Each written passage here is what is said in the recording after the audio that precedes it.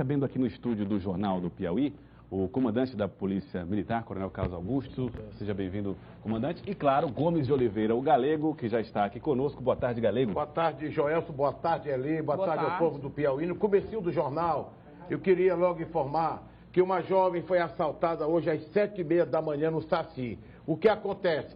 Todo dia, cedinho, você tem assalto nas paradas de ônibus. Então é uma situação realmente complicada e a gente lamenta, porque em todo assalto fica aquele trauma. Tá certo, então, Gomes de Oliveira. O Galego vai... Pois não, é verdade o que ele disse.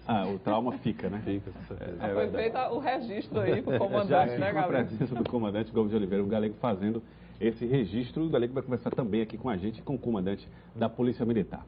Queria começar conversando com o senhor, comandante, a respeito logo dessa lei de promoções da Polícia Militar. Promoções que serão feitas amanhã, inclusive, nesse feriado especial para a PM, que é o de feriado de Tiradentes. A expectativa é de que sejam promovidos quantos policiais amanhã? Na verdade, primeiro, boa tarde a todos, ali, Gelson, Galego.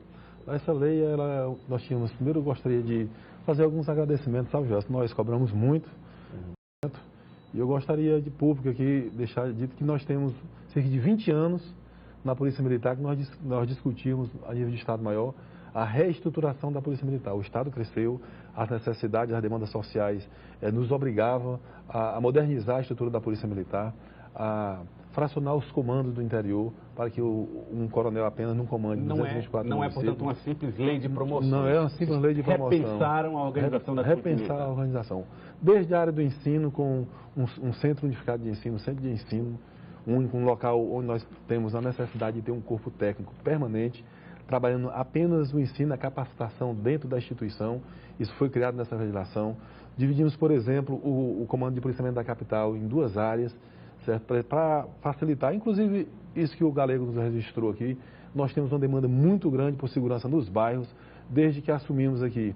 Foi uma questão pessoal mesmo e necessária, que foi reforçar os policiamentos nos bairros. As pessoas são vítimas realmente nesse horário. Nós temos, por exemplo, na semana passada ainda teve 2 assaltantes mortos nesse horário lá no Parque Piauí, numa reação a um assalto. Nós temos mudado a nossa escala de serviço, inclusive, para que nesse horário de chegada dos comerciários ao centro da cidade, do deslocamento, mas assim, como diz, a demanda por segurança é muito grande e nós teríamos necessariamente que repensar a instituição. A nível de interior também. Comandante, assim, quando você fala repensar a instituição, vocês estão criando mais vagas para oficiais? Mas existe aquela ideia de que o soldado possa chegar até major agora? Tudo isso está previsto nessa lei? Está previsto porque essa, inclusive, era uma dívida do Estado com a corporação. Antes os soldados chegava até tenente, chegava até capitão. A carreira era um funil assim, muito fechado ainda, certo? Nós, com o crescimento do Estado, com a criação de várias unidades de policiamento, certo? Essas vagas não eram criadas, era criada a unidade, mas era um pouco fechada. Para você ter uma ideia, você fala assim, não, a promoção amanhã é de oficiais e de praças que estão alcançando o oficialato, no caso do subtenente. Mas nós temos nessa lei 1.055 vagas já abertas para de cabos a sargento e várias nas graduações de sargento. Geralmente leva quanto tempo, comandante, para ele ser promovido? Pronto. Isso aí, Ali, muito boa pergunta, porque amanhã mesmo é até uma reivindicação das entidades que a gente divulgasse o calendário de formação, de capacitação desses policiais para que eles saibam. Eu tenho um policial ali há 22 anos que é soldado. Desde 94, 22 anos de soldado. Todos eles serão promovidos este ano. Eu estou, desde que assumi o comando da Polícia Militar, nós iniciamos a formação de 400 policiais, em seguida nós fizemos um curso de formação de sargento, em seguida nós iniciamos novamente o curso de formação de soldado, esse termina no dia 31 de julho. 3 de agosto, nós iremos estar iniciando 600 vagas no curso de cabo e 240 no curso de sargento. Eles têm que fazer um curso, digamos assim, de qualificação, certo? De duração de 3 meses. Eu vou procurar restringir o mínimo para ficar apto a ser promovido. De forma que este ano ainda nós promoveremos aproximadamente 1.000 praças no quadro de 3º sargento e no quadro de cabo. Qual é o risco de termos um efeito colateral aí? Muitos oficiais para poucos soldados no futuro? Isso foi pensado? Foi pensado, Jordânia. A base da nossa pirâmide é cabos e soldados e eles continuam sendo mais de 80%, continuarão sendo mais de 80% da nossa corporação. Certo? Mesmo com a nossa legislação nós tivemos este cuidado, certo? O que acontece é que nós também não podemos punir, por exemplo, o nosso soldado, porque de acender só com este olhar, certo? O que tem mesmo é que ter um planejamento por parte do Estado de estar sempre incluindo. Nós temos um déficit de efetivo registrado na nossa legislação, inclusive, e o que nós temos que fazer é planejar a instituição para que todos nós a gente venha incluir e que todos possam progredir na sua carreira. A tradição é que, como acontece tradicionalmente, as promoções acontecem amanhã em ato solene. Agora, eu queria chamar a sua atenção também, comandante, para essas imagens que nós vamos mostrar agora. O Galego, inclusive, já falou sobre isso aqui 2 vezes essa semana, que são as imagens de violência no estádio Albertão durante o clássico Rivengo. Aí foi o trabalho feito para a divisão, queria que o senhor explicasse, está aí os policiais e as 2 torcidas. Como é que se dá esse trabalho de divisão aí? Na verdade, essa questão da violência nos nossos estádios, aqui, nós não temos esse costume aqui, sabe, Jordão? Não é cultura do estado do Piauí, galera. Não presta, trouxeram para cá agora. Você viu, nós assistimos a final aqui da 2ª divisão, com mais de 50 mil pessoas, o Albertão super lotado, certo? E não tivemos uma ocorrência. Isso aí é algo pontual que nós vamos resolver. Essa questão da divisão, nós já temos esse cuidado de fazer nesse planejamento lá com o CVC, para que não haja esse confronto, mas, inclusive, para o jogo agora do final de semana, nós iremos reforçar o policiamento com as tropas especializadas, já recebemos ofícios da federação. Nós veio uma mulher sendo desmaiada, né? Lamentável, né? O início da provocação lá entre os torcedores do Flamengo e do River. E aí o senhor falou até sobre a quantidade de pessoas. Esse jogo tinha mais ou menos 900 pessoas e mesmo assim houve esse confronto.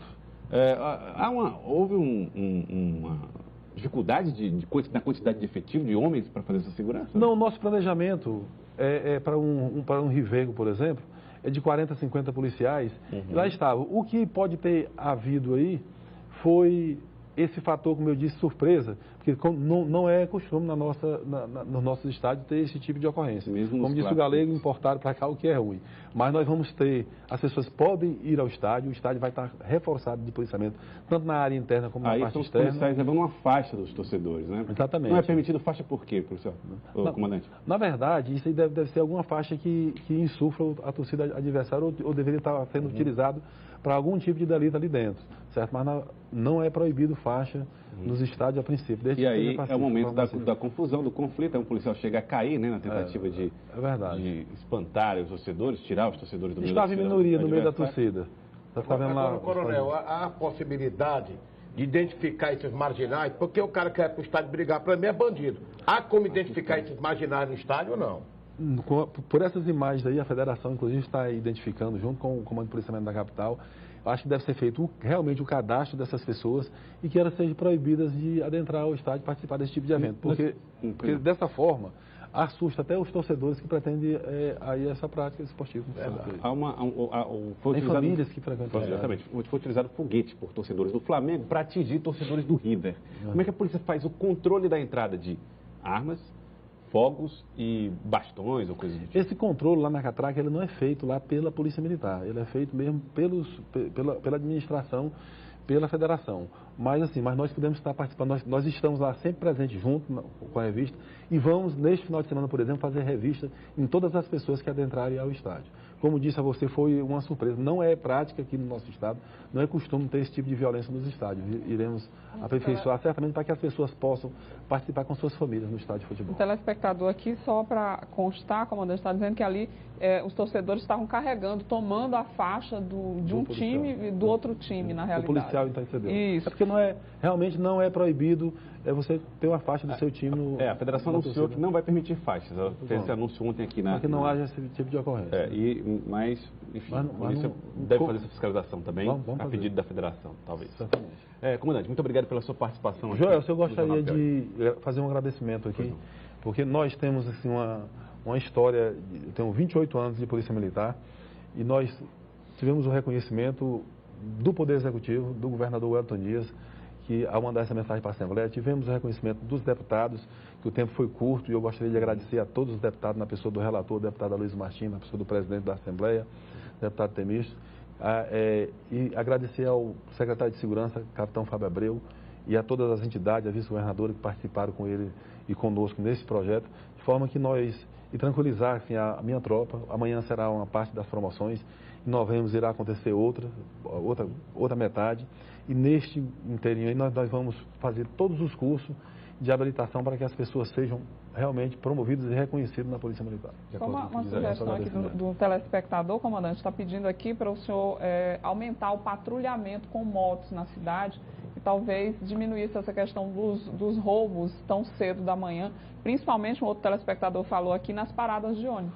Nós temos ali já um plano apresentado pelo Coronel Wagner Torres, comandante do Policiamento da Capital, exatamente no que diz respeito para aumentar o patrulhamento com motos, certo? Nós temos algumas dificuldades ainda, mas nós estamos resolvendo. Nós temos hoje mais de 100 viaturas nos bairros de Teresina, aumentamos bastante essa atuação e temos mais de 200 motos na capital. Mas nós iremos intensificar, principalmente nesses horários que as pessoas se deslocam, certo? Nesse horário de 7 da manhã e de 15 às 17 horas, de 17 às 19 horas, que é a hora que as pessoas estão indo e retornando para o trabalho, nós certamente iremos retornar. Temos prendido muito, bastante, atendido bastante ocorrência nesse horário. A questão é que a demanda mesmo, como disse, é muito grande, mas a Polícia Militar está cumprindo o seu papel. Muito obrigado, comandante, pela presença aqui no Jornal do Piauí.